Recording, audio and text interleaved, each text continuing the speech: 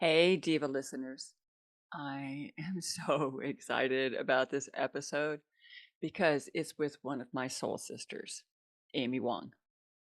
And I know you're going to love her because she is truly exceptional and she's doing wonderful healing work in the world. And she's also so much fun. So I first met Amy when she came to me for integration coaching after a deep dive psychedelic session she had had. And we worked together for a while, and I really got to know what a healer she is and how beautifully she shows up in the world, both in her work and personal life. So after we completed our work together, I knew I wanted to continue our relationship as friends. And the first clue that we were supposed to be bonded sisters happened when she was in my office one day and she received a text. And her text tone was the same as mine, which is the sound of the nose twitch that the witch Samantha makes in the 1960s sitcom Bewitched. So I could go on and on about Amy's fabulousness, but let me read her actual bio first. Amy Eliza Wong is the founder of Always on Purpose. She's an executive leadership coach, author, speaker, and facilitator, working with organizations such as Salesforce, Roku, LinkedIn, Lyft, Genentech, and more. Amy offers transformative leadership development and cutting-edge communication strategies to executives and corporate teams around the world, as well as institutions including Stanford University and the University of California at Berkeley. Amy has catalyzed transformative growth for hundreds of executives and teams. She has a passion for helping leaders identify blind spots, reclaim precious time, energy, and creative bandwidth, and create next-level impact. Her new book, Living on Purpose, was the 2022 Book of the Year by the Magic Pen. And you can see my own copy here. So I can personally attest to how transformative this book is because I've read it myself and shared it with many clients. So welcome, Amy, to Psychedelic Divas. So to get started, I'd love for you to describe the study you were part of and how you found out about it. Yeah. Well, first off, I'm just thrilled we can Yeah, have I am this too. conversation. Let's just get to that. Any excuse to dive into juicy It's conversation so with you. good to see you. So good to see you. So I got an email from a friend of ours, my husband and I, Adam Ghazali, who runs the Neuroscape lab at UCSF. And he had sent this note out to all of his friends saying, hey, Robin Carhart-Harris is going to do this pretty intense study on psilocybin. It's a really heavy lift. If you're interested, email this, email this email. And I'm like, 100% I'm interested. And so immediately emailed back. And I mean, it took a large handful of months. I mean, I actually even forgot about it when they reached out, went through the screening, and I happened to be the first participant for this very big study, which was kind of a big deal for all of us because it was the first study of its kind, and I'd never done anything like this. And really, what this was it was a heavy lift. So heavy, in fact, that Robin had to get on the phone before I agreed to do it to tell me, take me through exactly what was going to happen, just to make sure I was in. If it sounded like something I'd be up for. And I mean, after he explained it, I was like, yes, whatever I can do to help. So yeah, man, what an amazing So wait. So transformative. what was the study? Yes. What was the heavy lift? So what hadn't been done, from So my this is through understanding, this and is through UCSF yes, psychedelic through Neuroscape lab. Yeah. center. So Okay. the neuroscience lab. And so they're studying the effects of psilocybin on the brain. From what my understanding and from what Robin had shared with me, and what made this study so interesting and powerful is that they were capturing real-time brain signatures against my subjective experience. Because traditionally what's happened is, you'll take the So wait, medicine and you then still have to back up. What? How are they going to do this? So oh, I will. I'll tell you. No, but okay, I'm saying all like right, I'm just going to give you okay. the overview of like what made this so interesting because typically in most studies it's you take the medicine, you go into the machine and you just The you MRI track it. machine. Yeah, yes, MRI machine and then you've got, you've got the brain states for this experience. But there's been no interaction with the patient. Right. And Robin's been doing that for years. So all those images of like the brain, that were taken, in an Mhm. MRI, that's mostly Robin's studies. And so now Yes. we've seen it's like, but that was just people, lying there, no interaction, no nothing. Right. So For a keep long going. period of Yeah. time. Right. What made this one different was that I was going to go in the MRI machine multiple times in a month, different at different experiences, but not just going to the MRI machine and have this experience where they're tracking my brain, but I am being interacted with and I am reporting back my subjective states with a keypad on my hand. And so every 90 seconds, I'm hearing Robin's voice and I'm having to measure, like I'm having to assess what is my emotional state, how resistant am I feeling, and what's my level of insight in this moment every 90 seconds. And I'm reporting back using a keypad on my with my fingers and that's like every 90 seconds and they're pulling me out every 45 minutes and they're putting on like this brain cap and so each experience and I'll tell you the details, but that's what made this so interesting because what they were trying to do is correlate subjective states like bliss or anxiety or joy to brain signatures. They can correlate and see are there trends for when we're influenced or at least we're underneath the psilocybin. So the reason it was such a big lift is because this isn't just one experience, it was four. So every Friday, so it was the month of an entire month, every Friday I would have to devote not just one Friday, I had to go in the day before. So I had to get baseline MRI scans the day before I would go into the lab. So on a Thursday, it took a couple hours, but I'd go in and they would just get baseline scans. And so that took some time. But then Friday, the dosing day, I'd get there a little before 10 and I was there till about 4. And that whole day would be taken up. And for the dosing days, the first so 4 of them in total, the first dosing day was less than the other 3. And then the other 3 were considered a high dose, a relatively high dose of psilocybin to anyone that practices, psychedelic, um, experimentation.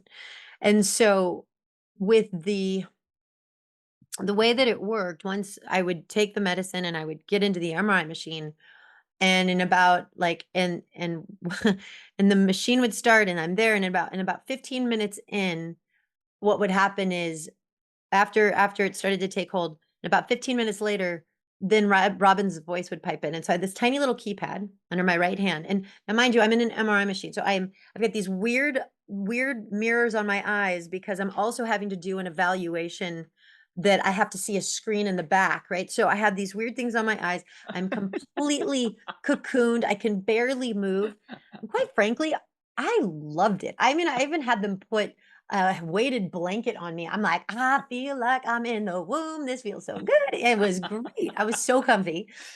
And so can't move at all, completely in this machine.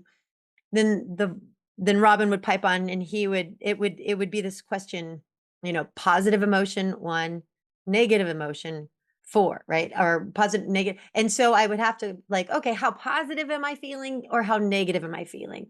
And so I would put in that number, resistance of feeling 1, acceptance of feeling 4. And so then I had to assess like, how open to this experience am I in this moment?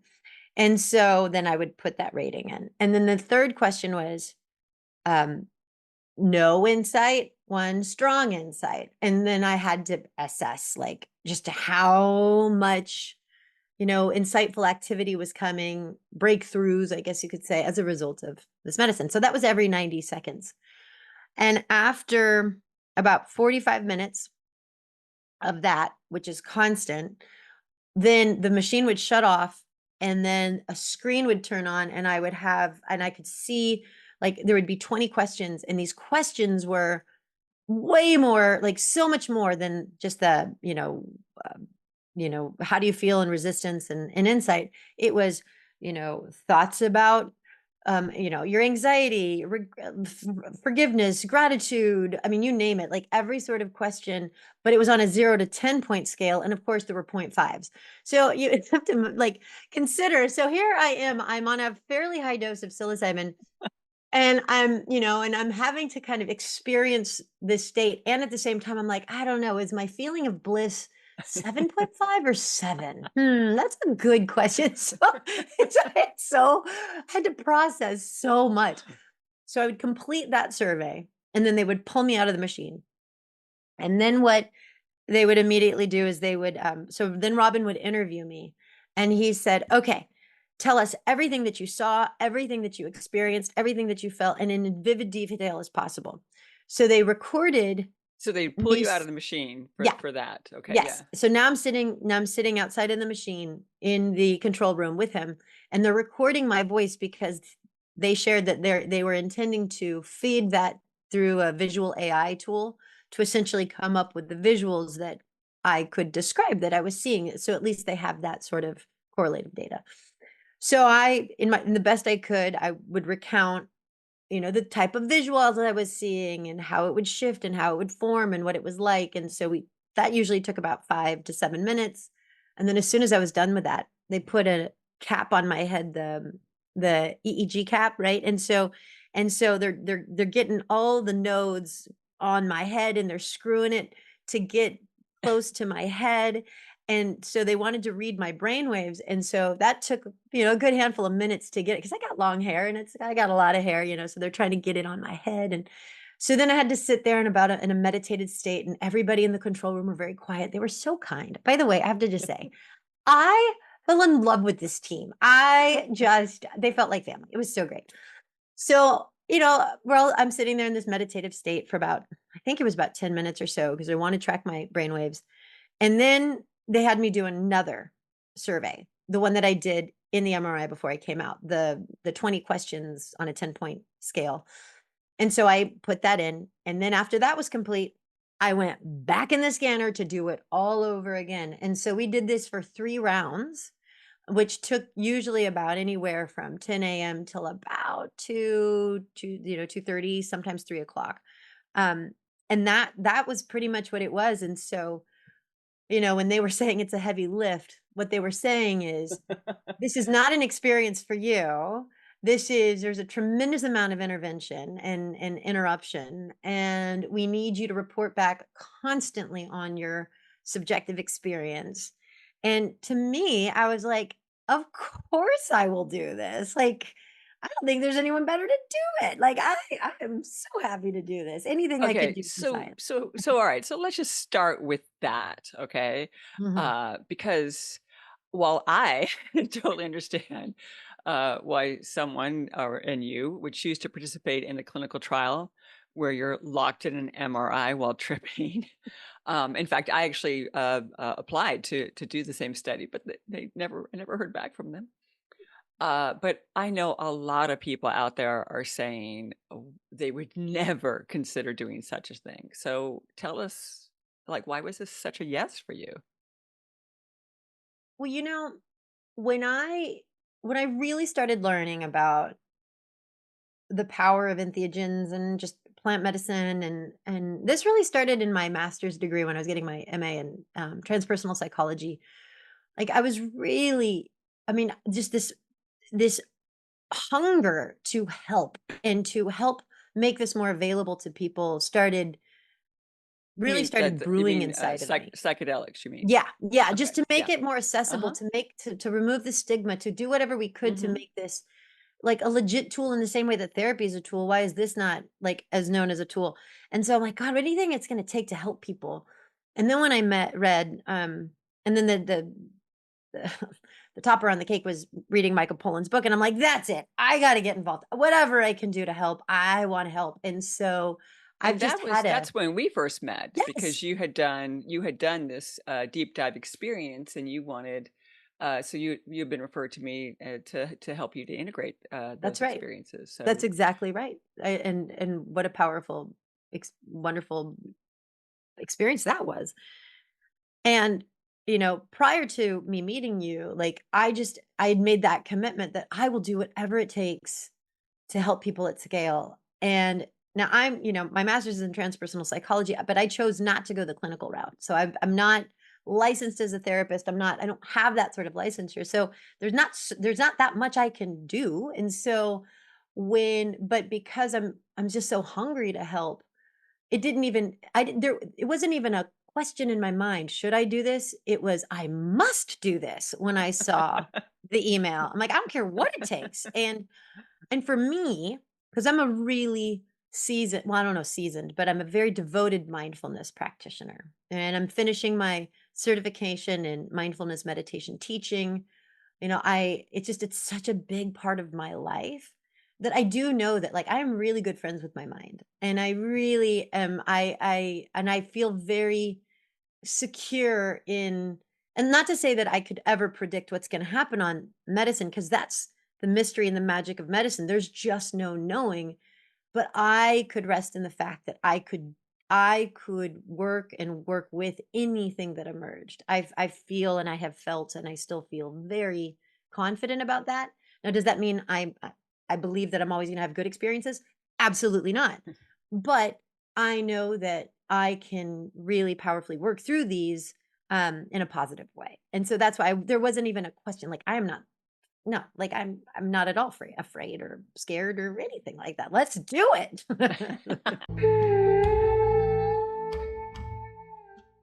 Hey, fellow explorers. Thoughtful planning and preparation is the foundation of any successful psychedelic journey. And if something does go wrong, knowing how to navigate that difficult space is essential. That's why I wrote my psychedelic safety guide, including what to do when things go wrong. It's filled with tips and tools for keeping you and your friends as safe as possible. You'll find it at our website, psychedelicdivas.com. Please go get it, read it, and share it. The more we all know, the safer we can keep each other. Thanks. All right, perfect. Okay, so you said yes, all right? Yes, I did. Um, so let's go to the first session. Yeah. So this was the lower dose, and you actually, because it's been a while, you thought that maybe this was sort of equivalent to maybe 1.5 grams. They were 1.5 or using 2 grams, that's one and a right. half or two. Yeah. By the way, they were not using dried mushrooms. They were No, no. using, yeah. So Yes. pure, and so your dose was actually measured in milligrams, which you didn't make a note of. So Yeah, and, um, it's funny, those sorts of details, I'm like, "No, whatever, just give me what you got, it's fine." yeah, Yeah. well, it was what they were going to give you, so Yes, I don't think there exactly, was much of a exactly. choice. But they did translate it to you so that since you were familiar with mushrooms, that you would have Yes, a sense of where you that's were exactly going right. to be in the high experience. So That's right. so all right, so they started you out with this lower dose. So walk Mhm. us through that experience. So it was really interesting because, this is the first experience that I'm gonna have. So naturally there's excitement, there are nerves, there's adrenaline, and of course, like, sure, nervousness, like, because there's just no knowing. And so the night before, I'm so excited. And, the next morning I'm gonna Uber over there. I know how the whole thing's gonna go. But when I woke up in the morning, I had pulled my back and it was so painful. And I couldn't turn my neck and I thought, "Oh no." And what I and I to test it out, I laid down on the ground just to see, like, can I at least lie here and it not hurt? And it was excruciating. And I thought, why? Why did this happen? Why did this happen?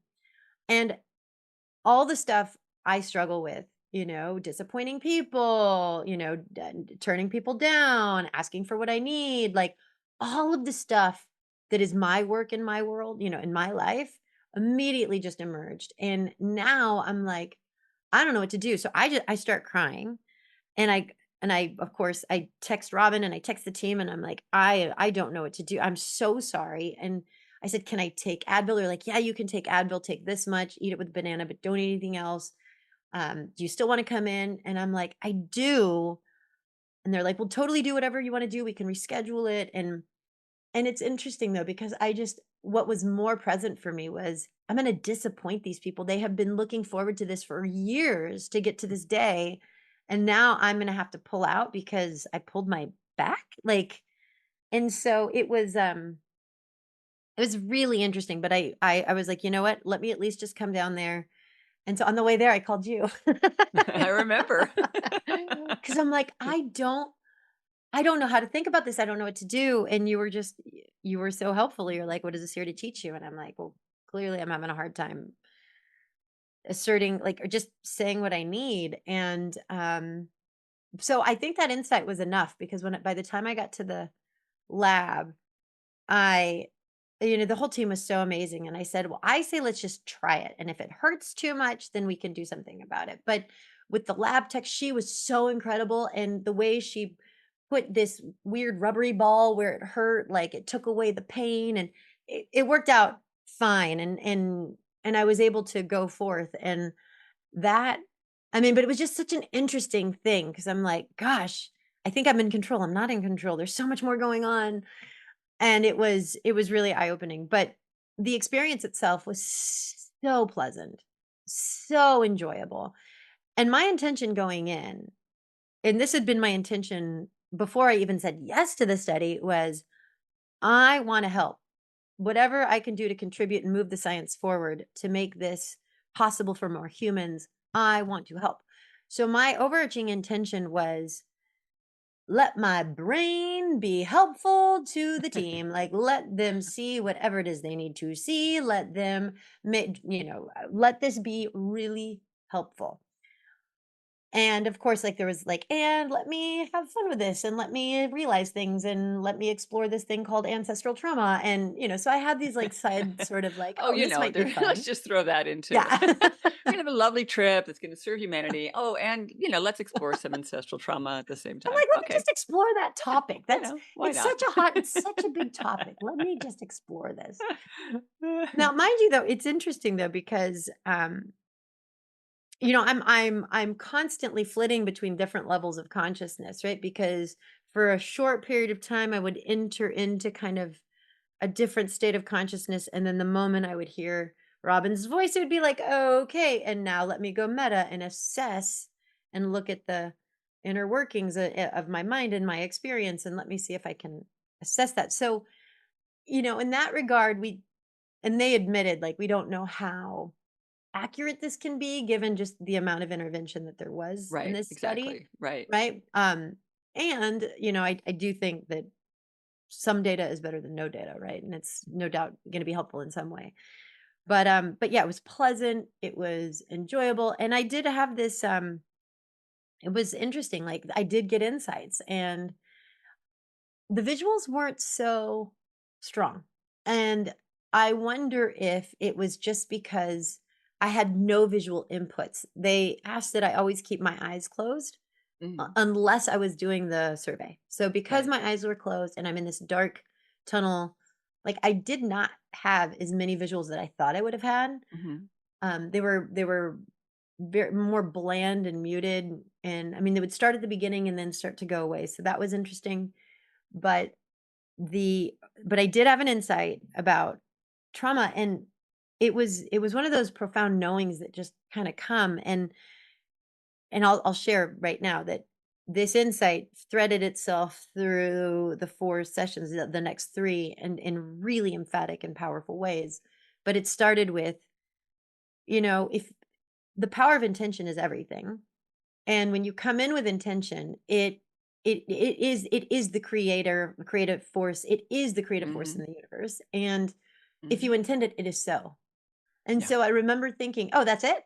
So I just intend to heal my trauma and it's done. Okay, well done. So it's healed. Done. Okay, and it's done." And so that was a really playful but fun but powerful and very insightful like, "Oh, so that's how this works. It just intended and it is so."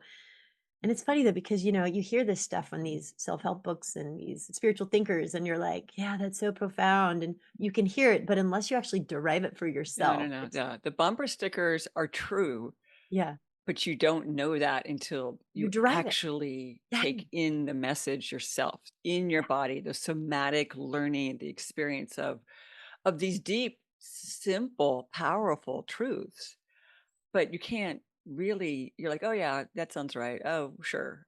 But when you get it, like, and especially get it, somatically through a psychedelic experience, it imprints in a completely different Completely way. different way.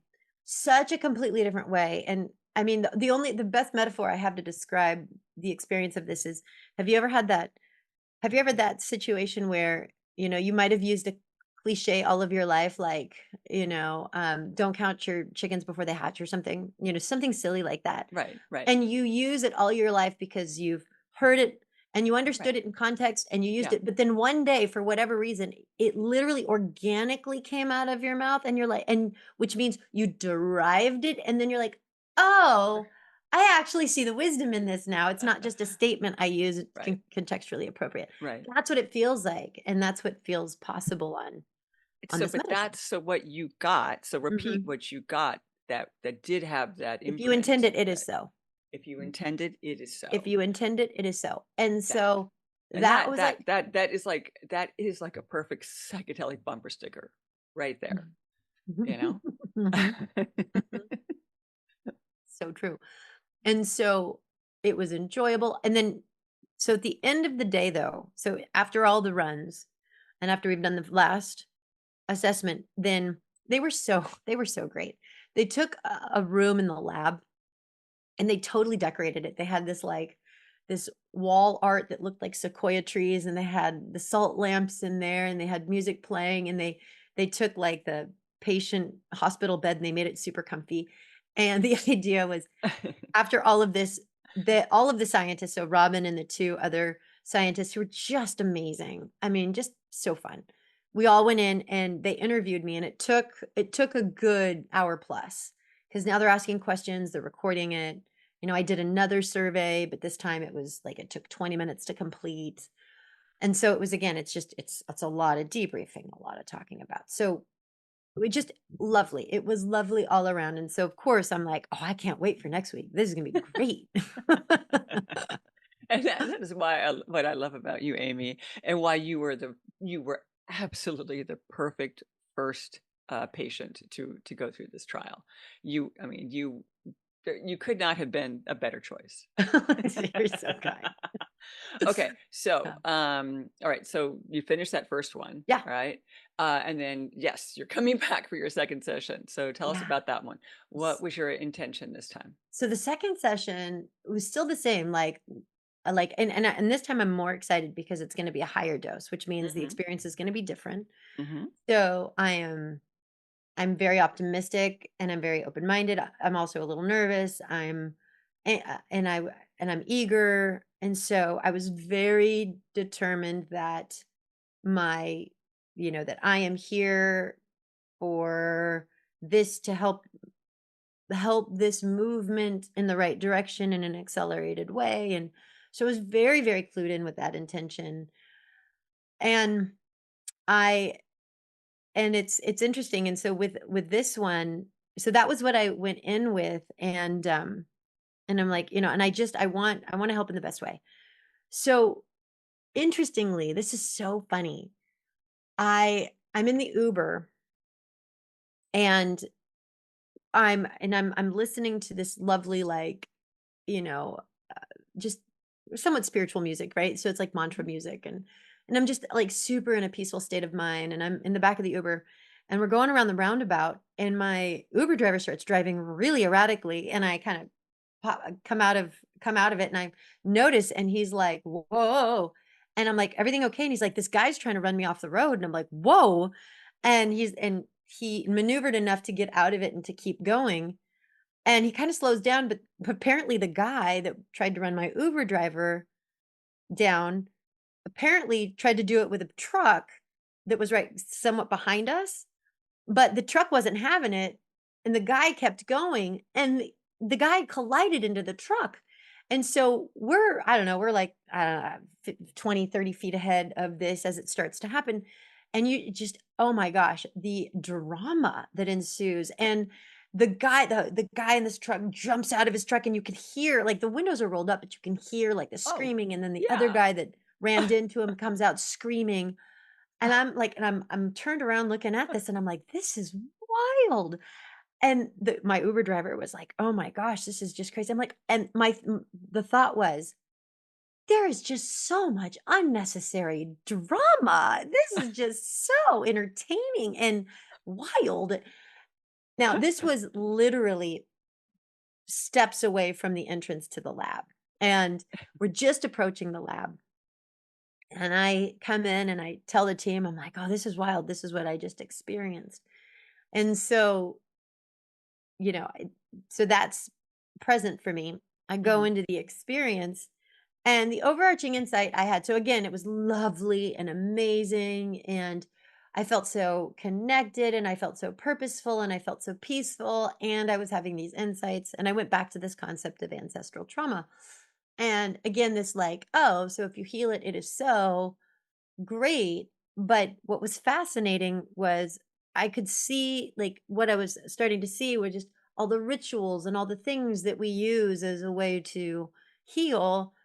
And it was such a beautiful, loving statement that came out, or truth, which was all of this is unnecessary drama. But it wasn't in a negative, like, because the way Right. we said, like, "Oh, this is unnecessary drama," as if there's a judgment there, but there No. was no judgment, and Yeah. the message was, you can use all the things you need, and that's the beautiful thing about creativity and this beautiful creative universe is you can use feathers, you can use incense, you can use these chants, and if they help facilitate your alignment with your intention to have this thought that if I intend it, it is so, then use it. But it is unnecessary. You don't need it. You really don't need it. You intended it, it is so.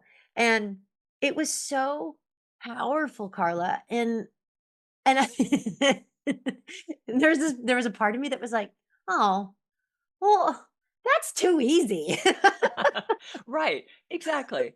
And I'm like, "So, meaning so then if I wanna clear all this stuff in my ancestral line that might be holding me back, okay, so bum, doom, it's done. It's done.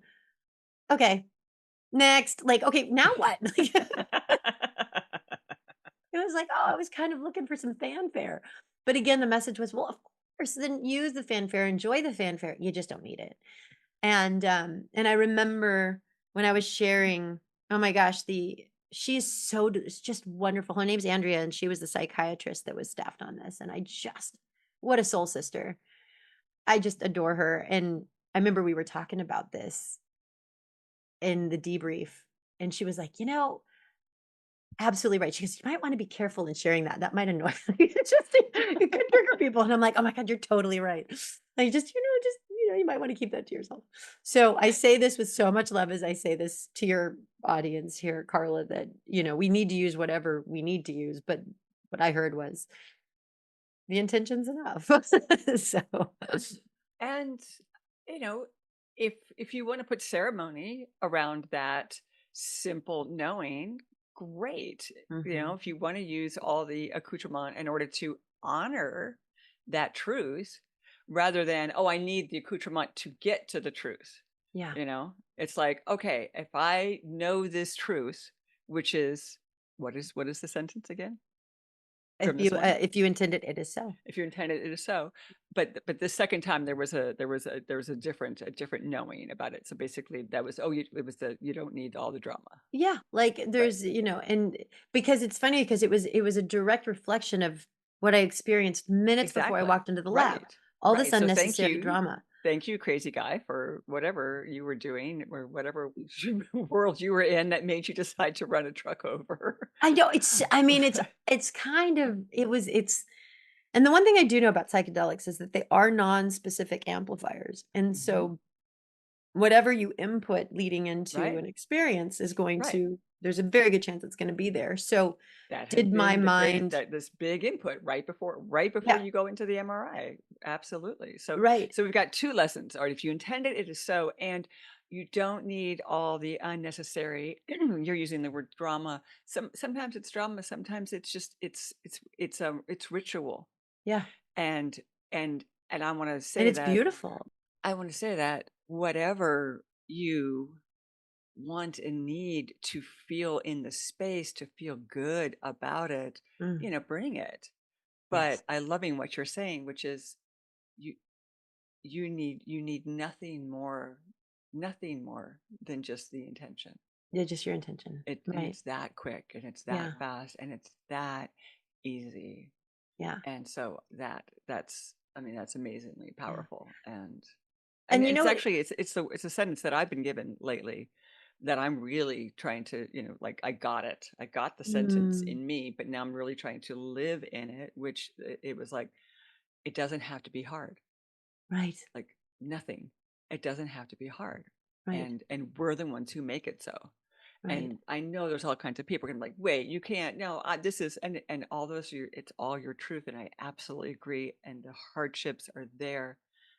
I'm honoring that, but I'm also honoring that they're there as a lesson point. They're there as a teaching, and when you take that in, Mhm. it makes it easier. It doesn't, Yeah. and then that acknowledgement of like, okay, this is hard, what you're going through, but I don't have to make it hard, Right. you Right. know? That's exactly right. And on the flip side of this insight that wasn't as distinct, but it was there, just wordless, was in addition to the intention, it's your belief about it too. That, and Exactly. so Right. it's this like the knowing that it is enough, the Hmm. knowing that this power is enough and it does work was there, and that's really started to come to fruition in this third session, which was Okay. So let's go fascinating. to the third So session. what What was your happened with this third intention? session was, okay, so I know you love this about me and you always laugh when I say it, but I am only powered and I am only guided by inspiration and synchronicity. And 100%. and and and that is true. There is no question. That I've seen this in her over and over. So if you think, "Oh yeah, whatever," but No. take I that mean, as like a what heartfelt bumper mathematicians do you sticker. know that are only guided by Well, synchronicity? well, that's true. Actually, tell them what you studied Yeah, so in undergrad. yeah, so like the first part of my life is pure mathematics, UC Berkeley, like heavily, heavily focused on all things reason, logic, and so I have a very strong bend towards, the logical argument for all things. And the way I live my life is completely guided by synchronicity. So what started happening was as I opened myself to this whole experience, just the magic and the synchronicities and the connections and the people, and then all of a sudden this and this and this and this. And so amazingly, I'm at a business dinner with my husband. And the this is prior to the third section, doesn't matter. But I'm at a business dinner and one of the board members, I've never met her before. She's amazing. We're sitting there, we're talking. Then they started asking me about the study, and so I'm sharing with everybody at the table about the study, and so Tracy and her partner, Eric, I mean, everybody's eyes were, like, as big as sand dollars, Right. You're they're what? like, You're "Oh gonna my do god, tell me what? more." Yeah, so Tracy, she sits on the board for Louis Schwartzberg, and his part now, Louis Schwartzberg is the creator of Fantastic Fungi, and she's like, "Do you know Louis?" And I'm like, "No, but I know of him." She's like, "Oh my god, he's amazing, he is such a dear heart. You guys would be so close. Let me introduce you. He's actually coming to the Bay Area." Sure enough, it was actually to meet with Adam Gazzali because they're going to do an experiment in the lab that I am in. So she connects us and she tells him what I'm up to. And then Louis was like, "Oh my gosh, I don't know of any human that would want to do this. I must meet you." So we meet and we just hit it off. He is now a dear, dear, dear friend. But in the process of meeting, there's this and like all these synchronicities. And all of us were so tingly in the process of all of us like, oh my gosh, the mycelium network of consciousness is bringing all of us consciousness warriors together to do the work to raise the vibration of the planet. Oh my, so I'm on this high, having, just with this all lovely validation that everything's in order and it's so magical. So I get in my head between session 2 and 3, I'm like, I know I'm gonna in this next session, I want to expand and experience this infinite network of consciousness and connect to the wisdom and the love of this infinite consciousness around us, that is this creative consciousness that is bringing all of us together. I just want to experience, and that is my intention. I am going to merge with this infinite consciousness. Awesome. And I was so Okay. excited. Yeah. And I couldn't wait to get to the lab. And I'm like, okay, Exactly. everybody, I'm so excited. This is what I'm going to focus on. And they're like, okay, that's great. So I get into the machine. And this, for whatever reason, it took a lot longer to take hold. And the medicine, it took, I mean, normally it was like within the first 10, 15 minutes, but this took much longer. And I'm like, oh, that's odd.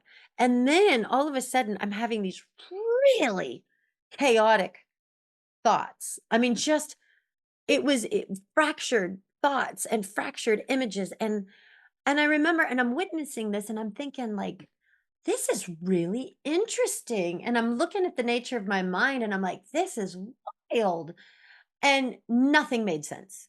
Absolutely nothing made sense. And it wasn't necessarily unpleasant, but then as it got going, all of a sudden, like, I started, like, in my reproductive area, I started feeling really warm, and then it felt like, and then all of a sudden I felt like I had to push, like I was having a baby, and then it felt like something was sprouting out of my back, and it was really, I don't want to say uncomfortable yet, but there was something going on that I just couldn't make sense of. And I felt, and it felt, I don't want to say confined, because I knew I was in there and that was by choice. So confined wasn't the right word, but something was happening, and it kept growing and it kept growing to the point where it now felt like if you took a soda can and you shook it really hard, Mhm. and it's that pressure on the inside, that's how my body felt. Oof. And it was like I was gonna explode. And I remember thinking to myself, oh, I could label this as anxiety. And if I did that, this would probably not be super positive. So I'm just gonna ride these sensations and just be with the sensations. But this, and I could just see there was that choice point where I'm like, this could be potentially a really a bad experience. So I'm just gonna stay with the sensations. I'm not gonna Wait, label it. I just Just gonna wanna let it be. I just wanna Yeah, go ahead. go back to that Yeah. because that's a pro move, okay? You're Mm, like, "Okay, I made a choice point.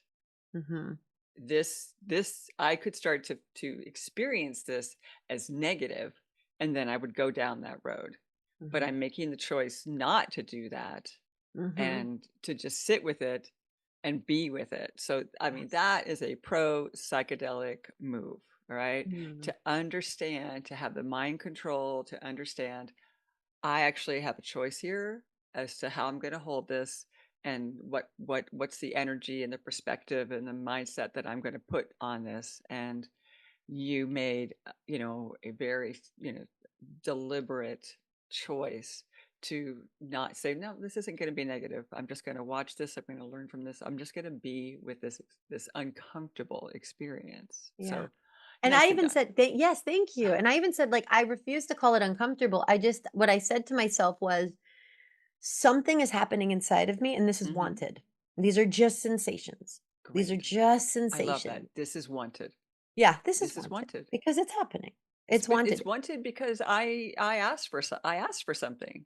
Yeah. Yeah, Yeah. exactly. So it's not exactly what I thought it was going to be. And that's the big, I mean, and with psychedelics, you can never, like, you can't plan. I mean, there's Nope. even argument that is it even worth having an intention? Does that screw us up? Like, that's a whole Right. other conversation. Right. But, but interestingly, so I remember coming out of the scanner, I think it was after the second run because it had been building to this point, and I was quite nauseous. And the Mhm. team was so amazing, and they're like, "Oh, do you need to take a break?" And I'm like, it's not that I need to take a break so much as, but I'm so craving lying on my left side right now. I don't know why, but can Yeah. I just go in the other room and just lie on my left side? Like, my body is aching for this. They're like, "Yeah, yeah, of course." And so I did, and maybe for about 10 minutes just to Uh-huh. kind of fulfill Yeah. that Like yeah. physical need, which is Uh-huh. interesting. It's like what about the left side that I need in that moment? I'm not sure. Well, But when I came which is back, the feminine energy on the left side. oh, Huh? interesting. Yeah, okay. Well, there you go. Um, because I mean, I had to hold a lot of masculine energy through this whole process, right? Because it's a Mhm. lot of mental processing in the midst of all Sure. of this that I'm trying to be with. I'm also trying to assess and report. And Yep. so that's happening all the time in the midst of these feelings and insights. And Mhm. so when I came back into the room, this was so funny because they're like, "How you doing?" I'm like, it's really weird. I said, I don't quite know how to answer other than right now, there are 2 things I really wanna do. One, I just wanna go lay back down and fall asleep, and at the same time, I wanna go run around the building really fast. Like, I can't quite place what this is. I laughed, and I'm like, "So I'm just gonna be with it," and I'm nauseous. And they were like, "Oh, do you wanna take something?" And I'm like, "Nah, this is purposeful discomfort, and I'm just gonna let me just be with it because there's Ooh, something here I for me." love that. It Just just those words. This is purposeful discomfort. yeah. These are good messages, right? I mean, Yeah. again, it's like pro psychedelic tips. Like, hey, this is purposeful discomfort. Let me be with it. Let me ask it what it is. Let me ask it what it needs. So Yeah. all right, keep going. Yeah.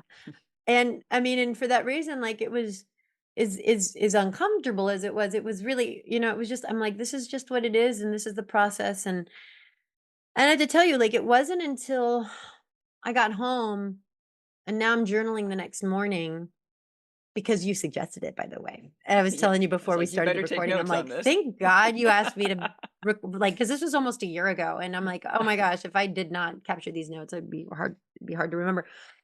But it wasn't until the next day that my logical brain, of course, trying to make sense of this, had this really good idea. And I'm going to tell you, is it a truth? I don't know, but this makes so much sense to me as to why this It was the happened. insight that came to you, and so that with Yeah. that, it has value. Okay. Yeah. And here it was. Here it is. Because you have to ask, like, why did I experience this very like soda Yeah. can shaken up pressure? Yeah. Yeah. And what hit me was, wait a minute. My intention was entirely different. And what happened was because of the turn of events and the joy and the exuberance and the synchronicity, I completely forgot about the study and the team and and I'm doing this for science. And I'm like, I want to connect to the entirety of the universe. And so so now all I'm thinking about is connecting to this infinite experience of consciousness. But mind you, I'm in this magnetic box coffin. Nothing goes in and nothing comes out. So it's like these so I can only imagine. It's like, okay, you want to connect out, but you're literally in this magnetic coffin. So nothing really can go out or come in. And so I don't know, that's the story that makes a lot of sense. And it was like, oh, which then came back to, yes, your intention is everything. It really is everything. Well, as you described it to me, my memory of it, because you called me, like after Mhm. each one of these, and I got the full download, was that it was like you had all this energy expanding out, it hit the walls, okay, and then came back in, so that you became like this human sort of pinball Yes. Yes. where you're all of this energy is trying to like yes, let me connect out and out and out, and it's like no, it's and so it just became chaotic and jumbled within you, so Mhm. all those energies were not being allowed to be directed the way that your intention had wanted it That's right. to flow. And for that reason, when I came home that night, I really struggled. Mm, And that was one of the things that I told the team. I was like, this is something you yeah, might want to mind with the other participants is just how important the environment you're coming back to is because you're so raw. You're absolutely. so raw. Totally, And yes. and I've got an amazing household, an incredible husband, Hmm. incredible 2 kids, a dog who acts like he's human. Like it's just life is so full. And so, but coming back into that and trying to meld in is hard. But I remember when I came back on that 3rd session, I'm not kidding when I say this, I have never felt as tired as I felt. I mean, even after giving natural childbirth to my second child, I wasn't nearly as tired as I was after this one session. Wow. And Yes. for me, I have a lot of energy, and it's rare Yeah. that I'm really tired. I have to be super sick to want to take a nap or to lie down. And I Mhm. remember like coming home and I was spent in a way I have never been spent before. And so that was again really interesting to Mhm. me. It's Yeah. like, oh, this is Yeah. fascinating just how much work that was. So, Did you ever release the soda can fizzy? Like, were you able to, like, move or to I mean, even, like, burp or, shift all that internal pressure? I'm sure I did, because I mean, I have such a, like, because I do yoga or, some sort of practice every day. And so no doubt I did it. I mean, I know I did it the next day. So I'm probably moved there. I was doing a lot of hiking up in Tilden and, um, I'm sure, I mean, I'm certain I got it to move. I mean, I don't think I was intending to do so, but yeah, because nothing got stuck and nothing was hard. And it was just, Right. lovely all around. And again, like nothing about that session was bad or unpleasant or unwanted. I mean, it was just again delightful because it happened Right. and it was and they appreciated it too because there was a bit of a contrast because here I'm reporting back like, positive, positive, positive, Bliss and positive, yes, positive and I'm right. like, no resistance, no Ah, resistance, no resistance. And it was like this is, uh, I'm a little neutral here and I'm maybe there's some resistance and I'm kind of working with it. So mhm, no doubt that's helpful for what they needed to be able to measure. right. So going into the fourth session, Yeah. So tell us, so, start with your intention. What yeah, was what so was your this time intention? I'm like, "Okay, back to the Say team, not. back to the team, like, back to the work here." Like, this is all about helping, I really want the team to see just to get the data they need that's gonna help these efforts, Yeah. and I had a insight I had a memory that one of the things that really I loved in Michael Pollan's book was, I don't remember at what part, but there's that beautiful metaphor he shares about, what psychedelics can do is, you've got these deeply rooted networks, these neural pathways, these pathways of thinking that are kind of like ski tracks on a hill, and as you have these ski tracks, that's really where your habits come from and your Mhm. automatic behaviors. You go down these regular pathways. And what medicine does is it kind of blows that snow hill clear and it gives you a chance to have a whole new open canvas to Mhm. create new pathways. Mhm. And Yeah. I mean, personally, I Yeah. know that that is true. Yeah. Oh, you were Yes, going to say, Carla. I know, I totally agree, and I had forgotten that metaphor, in the book, and I think it is, I think it's a beautiful way of expressing a psychedelic truth, and why so many of us use these medicines, Yeah.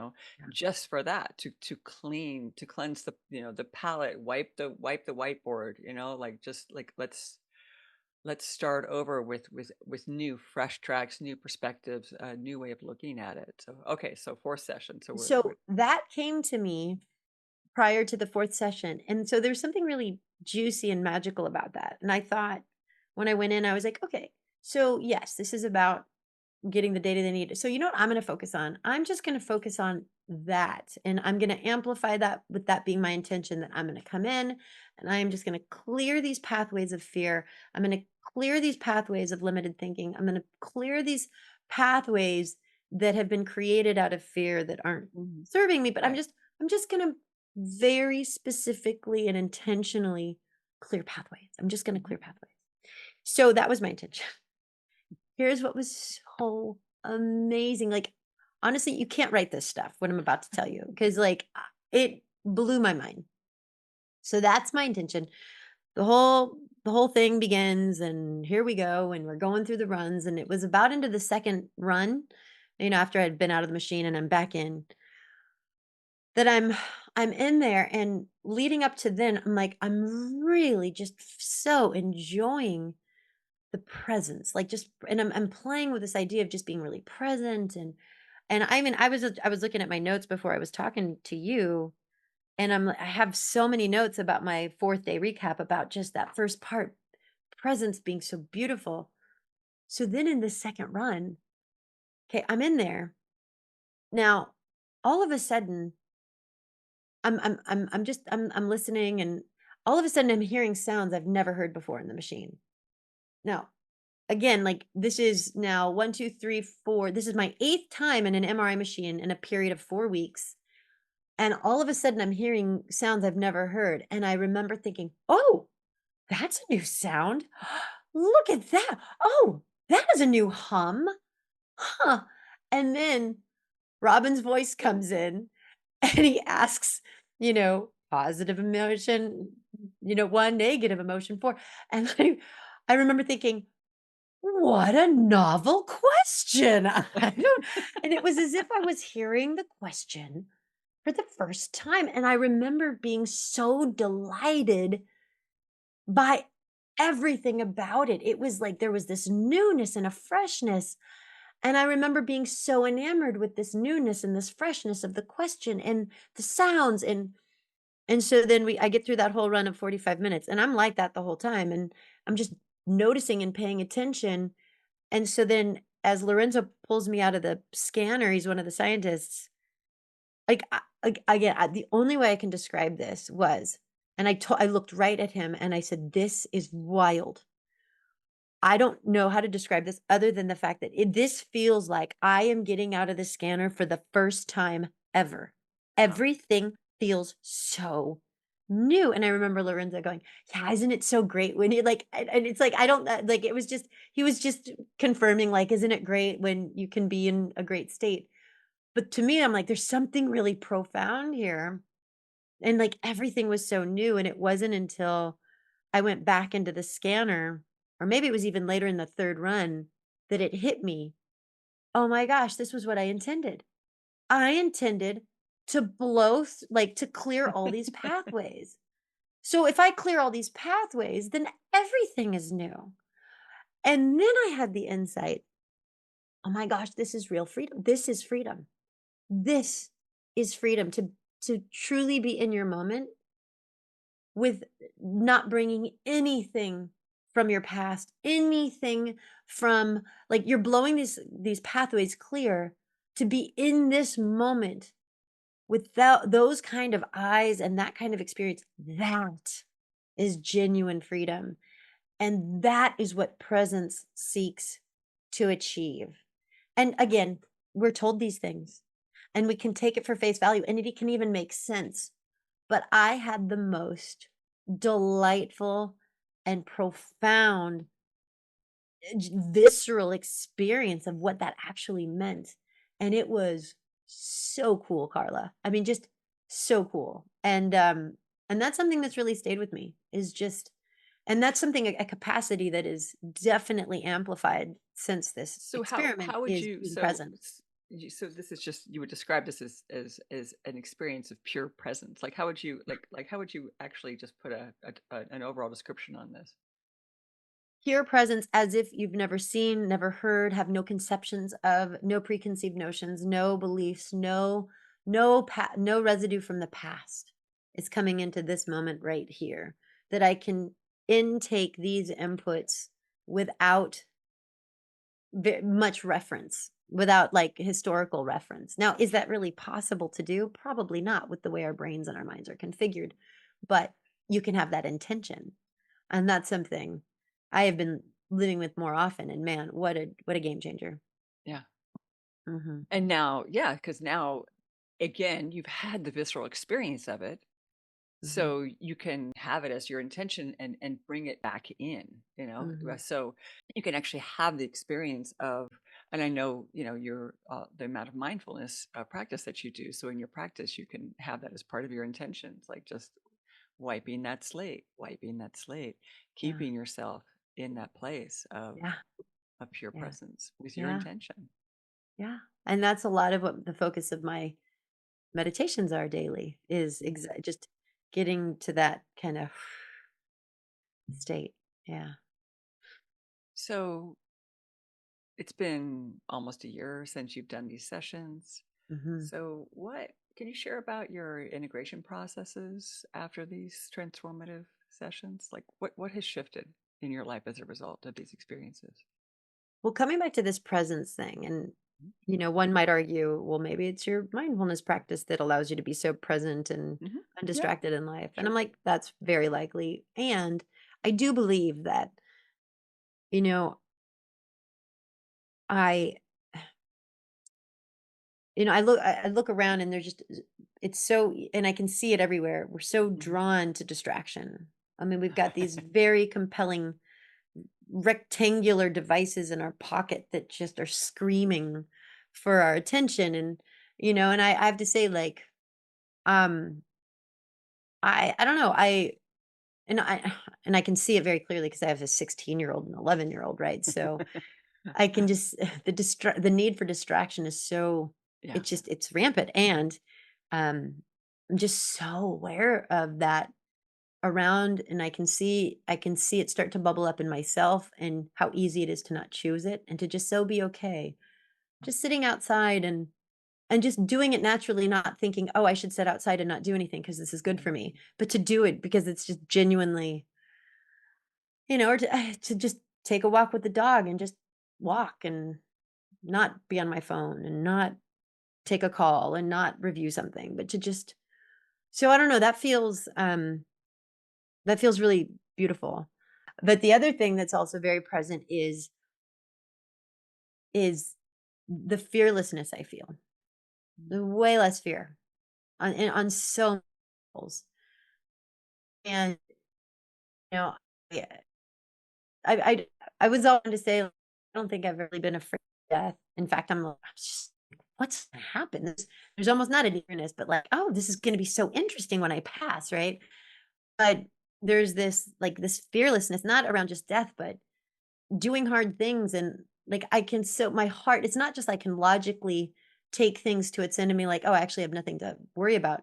I genuinely feel like I'm living life now with so less fear, taking way bigger Mhm. risks, and just seeing this for the fun game that it actually is versus being gripped by these false perceptions of that hold many of us back. And so that's something I've been reflecting on quite a bit, and just how that's changed. And like, is there a direct correlation? I don't know, but what I have Oh, found to be true is that when you do this work, it's not like all of a sudden the next day is different.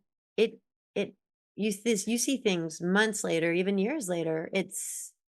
Yeah, it has and again, there's just it's a mystery and it's real. so do you feel like the four sessions were, built upon each other?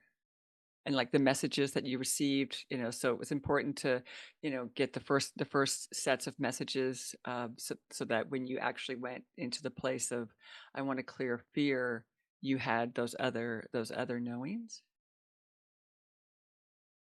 I mean, it definitely feels that way.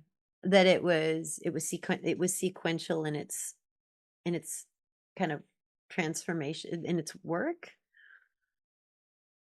And maybe that I don't remember having an intention to build off what I've learned, but I do remember going into each session saying, "Okay, and now," right? And Hmm. so it's like Right. even with that energy, "Okay, and now," Hmm. it's like it does presuppose I'm building Yeah. upon this last. And so if I reflect on it, it definitely feels like Hmm. all of it built on itself. Yeah. Like it kept going. And it felt like it was still in process even between the sessions. Oh, you only had a week in between sessions, so it's barely time to integrate something like that. Mhm. Mhm. Um, so can you tell me, like, do you think that these experiences and these insights have changed your work in the world at all? Like, are there any shifts that have shown up in the way, you're showing up with how you serve from your work perspective? As it pertains to this concept of fearlessness, yes. Hmm. I find that in my like I think because I'm now in a place of feeling less fear that I didn't even really know was there. And that, I just want to go back to that Yeah. because feeling less fear that you didn't even know was there. Mhm. It's like it's fish swimming in water. They don't have Yes. a concept, Right. but once they're out of the water, it's like, oh wait, hang, where's the water? And they actually are fully, aware of the Yes. difference. And so it wasn't until it was gone Yes, that that you realized that but there's had been nothing. ever well, had been ever Yes. present. It had just always been there. That's exactly right, and so waking up and it's and here's what's so interesting about this, it's this the shifts are so subtle, but they're profound, and so it's this Mhm. weird paradox where it's like, it's such a big deal, but it's not that big of a deal, but it's Mhm. such a big deal, and it feels like it's huge, but it's not huge, Yeah. and that's and it's a really an amazing paradox to hold, but what feels true now is, I've always been rather bold, and I've been, and I'm in the work that I do, but I think from the place I'm coming from now, I might have held myself back from saying something. I might have held myself back from doing something. I might have held myself back from offering something. I might have held myself back in some way, and I didn't even know I was doing it. But now that I have kind of now that I see things a little more clearly, I see that there's really nothing there. There, like the fear is completely imaginary. It's just but this invisible, like veil or shield. And so now, without that there, I'm definitely creating more in my life. My business is kind of taken off in different trajectories, and I've seen things way more clearly as a result of without that fear. It's like, oh, I'm now realizing just so my business has definitely grown as a result. Also, too, I noticed that my ability to coach and advocate for others to be more fearless Mm. in their leadership, to be more fearless in their approaches, feels more natural. It doesn't feel like Right. wordplay. Yeah. No, Yeah. because you've embodied it yourself. Hmm. I Hmm. mean, we again, when we have the actual somatic experience, Hmm. uh, we get at these things on a completely different level, Yeah. and then we can go teach it, and it'll resonate as your deep inner truth. So when it Mhm. comes through that way, they'll listen and hear it on a different level. So Mhm. that's beautiful. Yeah. All Yeah. right, Amy. Well, just tell us what's next for you. I know you've got another book idea. I do. And Yeah, so then what's next what's your deeper vision for your work and how you want to serve humanity? Because well, I know that's def your purpose. yeah, thank you. Well, I'm gonna continue doing what I'm doing right now, which is I feel so blessed. I get to partner with so many amazing leaders in the world and their teams and founders and just, people these leaders and founders that are running companies doing incredible things in the world to to really just thrive. So I'm going to continue doing that, and partnering in those ways. I'm doing a lot more talking these days, a lot more keynotes. And so in this way, really helping find resonance, harmonic resonance in consciousness on Hmm. a bigger scale, right? Because if it's just me working with a team and a company, that's only so much I can do. But being able to reach out and touch more is really where my heart is. And book number two is definitely it's I was just telling Arnold, my husband, yesterday, actually. I was like, I know what book number 2 needs to be, and it has definitely hasn't felt like it's time, but it's starting to feel like it's becoming a little more distinct. It's still not time, not Okay. yet, but Okay. synchronicity and inspiration will tell me when, but I'm like, it's starting to feel a little more Uh-huh. distinct. Uh-huh. So All so right. Well, that's perfect. probably what's next. All right, Amy. Thank you so much for coming and playing with me Mm. today. And I so love you. Oh, I love And you so much. Diva, I'm holding up the book here, Living on Purpose. Trust me, it will be worth your while to check out Amy's book, Living on Purpose. I'll have a link to it in the show notes. And Amy, tell everyone how they can find you and connect to you. Yes. So you can find me. My website is a great place to go. It's alwaysonpurpose.com. I must say that at least 5 times a day. It's just always on purpose. So alwaysonpurpose.com. And I hang out. Really, the only other place I hang out is LinkedIn. So I'm Amy Elisa Wong on LinkedIn, and I'm somewhat active there. So I'd love to stay in touch. Okay, perfect. All right. Thank you, darling. And thank you out there for listening and sharing this podcast. If you want to stay in touch and learn firsthand when each episode drops, I invite you to share your email on our website, psychedelicdivas.com. And in exchange, you will receive my in depth safety guide, psychedelic safety tips, including what to do when things go wrong. Please keep yourself and your friends safe by downloading it and sharing it. And you can also find us on Instagram at Psychedelic Divas. So just sending love and appreciation to all, and especially Amy for coming and just sharing so beautifully today, and for your courage and delight and your willingness to trip in an MRI and to tell us all about it. So thank you, darling. Thank you.